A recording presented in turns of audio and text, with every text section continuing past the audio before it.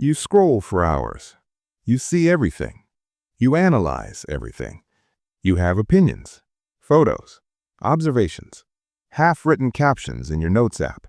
But when it comes time to post, you freeze. Not because you have nothing to say, because posting feels like a tax, a performance tax. Suddenly, it's not just a photo, not just a thought, it's positioning, it's perception, it's maintenance. And something in you quietly refuses to participate. So you stay silent. You watch. You observe. You remain a ghost. And sometimes you wonder if that means you're hiding. But what if you're not hiding? What if you're conserving something? 1. You feel the weight of being perceived. Most people experience posting as expression. You experience it as exposure. The moment something goes public, it hardens. It becomes a reference point, a snapshot of who you are, a piece of identity that others can replay, and your brain instantly calculates the cost. Will this box me in? Will this misrepresent me? Will I have to maintain this version of myself later? That's not insecurity. That's long-term identity tracking. You don't fear judgment. You fear distortion. And once something is misinterpreted online, you don't get to edit the memory people form. That permanence matters to you more than it does to most. 2. You sense the feedback loop before it starts. Here's what really stops you. You understand what attention does. Post something, get likes, feel reinforcement. Post something different, feel subtle rejection. Most people adapt to the feedback. You notice the adaptation happening. You feel how the algorithm nudges behavior, how audience reaction shapes tone, how identity starts bending toward reward. And that disturbs you, because you don't want your preferences optimized for applause. You want them unfiltered. So before the loop tightens, you step back, not out of fear, out of preservation. Most people use social media to construct identity. You hesitate because you're protecting yours. But that protection comes with tension. If you value authenticity so much, why does staying silent sometimes feel like invisibility? Why does part of you still want to be seen? 3. You experience inauthenticity as contamination. Some people can perform lightly. They post strategically, curate angles, craft narratives, and it doesn't touch their core. For you, it does. Even a small exaggeration feels invasive. Even mild posturing feels misaligned, because your sense of self is internally referenced. You don't want an avatar managing your reputation. You want your identity to remain private, fluid, unoptimized. When you imagine building a personal brand, it feels like building a cage, not because you lack confidence, because you value autonomy over visibility, and autonomy shrinks under constant observation. 4. You prefer unobserved preference formation.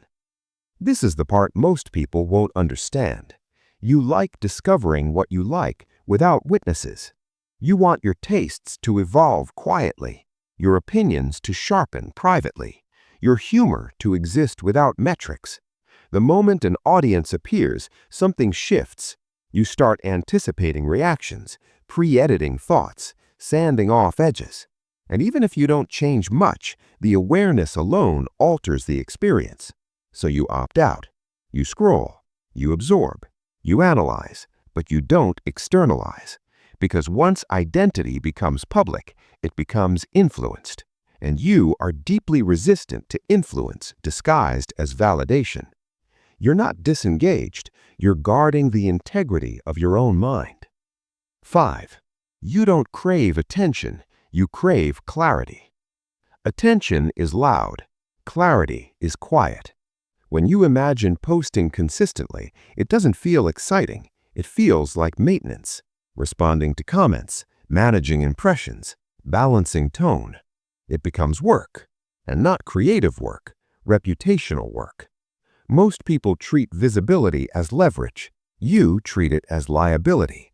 Because once people expect a version of you, Deviating from it feels like breaking contract. So you never sign the contract. You remain undefined. Undefined means free. 6. You've watched identity drift happen to others. You've seen it. The friend who started posting casually, then slowly shaped their life around engagement. The creator who can't pivot because their audience expects consistency.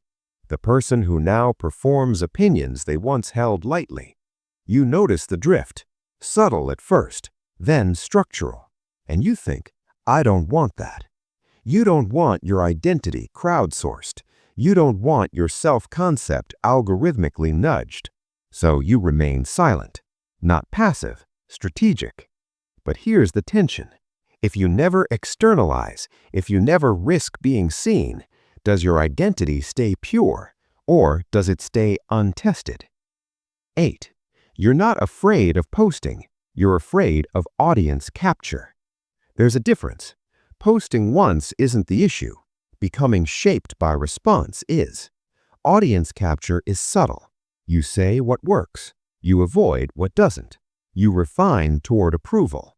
And slowly, your internal compass starts outsourcing direction. That's what you refuse. You would rather be unseen than subtly steered. And that restraint, that's identity conservation. The real question isn't, why don't you post? Slow this down. You scroll because you're curious. You observe because you're analytical. You stay silent because you're protective. Not of your privacy, of your psychological independence. Most people go online to build a self. You stay quiet to protect one. But here's the deeper layer. Is your silence always protection, or has part of it become avoidance? There's a difference between guarding your identity and never pressure testing it, between refusing performance and refusing visibility. You don't owe the internet a persona, but you also don't have to disappear to stay authentic. So maybe the better question isn't, why do I lurk? Maybe it's this. If you could express yourself once, without the algorithm, without the metrics, without the performance tax, what would you say? And what part of you has been waiting to exist without an audience shaping it?